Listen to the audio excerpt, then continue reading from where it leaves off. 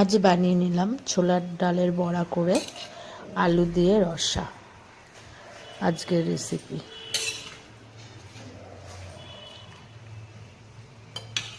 কুমকুমস কিচেনে সবাইকে স্বাগত।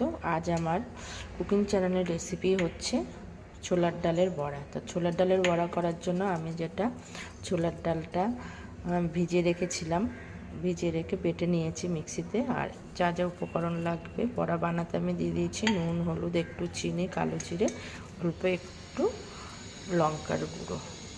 বড়া বানানোর জন্য কড়াইতে তেল দিয়ে দিলাম। বড়াটা ভেজে নেব। তেল গরম হয়ে গেছে, এবারে আমি বড়াগুলো দিয়ে দেবো। বড়াগুলো একটু বড় বড় করেই ভেজে নেব। আলু দিয়ে করব, তো বড়াগুলো একটু বড় বড় করে নিলে নরম হবে।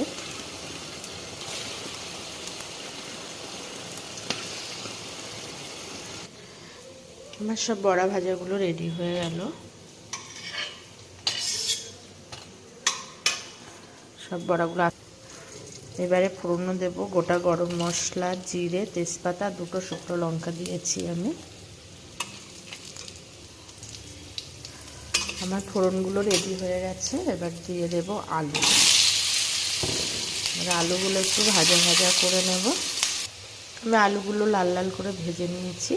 আর যে মশলাটা দেব এর মধ্যে সব রকম আছে। অল্প একটু পেঁয়াজ দিয়েছি, আর্ধেক পেঁয়াজ, দু কোয়া রসুন, একটু আদা, একটু জিরে, লঙ্কা, সব কিছু একসাথেই বেটে নিয়েছি।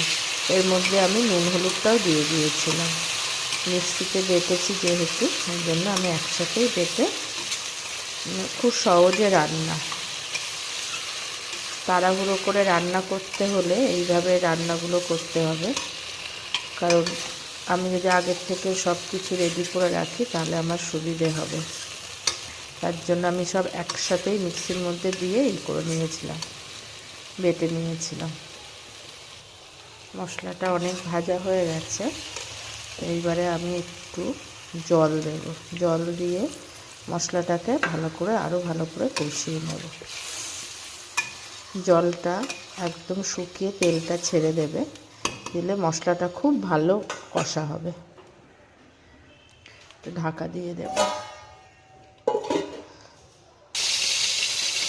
এবার দিয়ে দেবো একটু টমেটো আর কয়েকটা কাঁচা লঙ্কা।